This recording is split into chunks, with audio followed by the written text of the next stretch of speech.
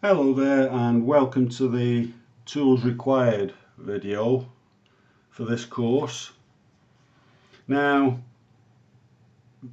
very little required. We've got a piece of hardboard to stick our watercolour card down. Now, I do suggest you get a decent watercolour paper. I use Bockingford. It's A3 size, so it's quite a big picture when we're finished. And it's 300 GSM. Now, don't get worried about what that means. It's just the heaviness, the thickness of the card. That's all. We use 7 colours, which are burnt sienna, alizarin crimson, raw umber, lemon yellow, raw sienna, Payne's grey, and ultramarine blue. We need a plate to mix the colours on,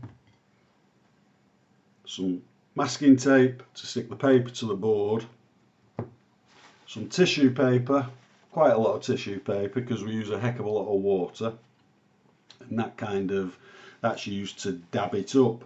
And the star of the show, the Hake brush, or Hake. It's a Japanese brush. It's made of goat's hair.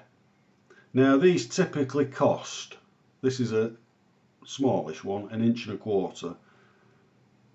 Depending on whereabouts in the world you live.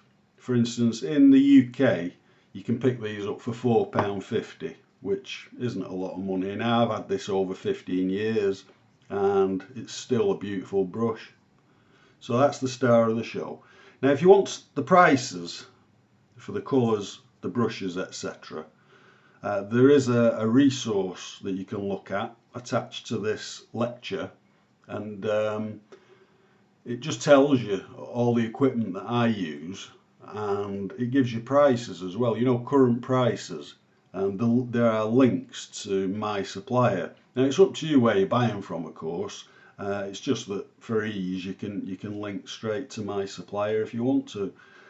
So there you go, that's all you need to relax with watercolours. So I'll see you soon.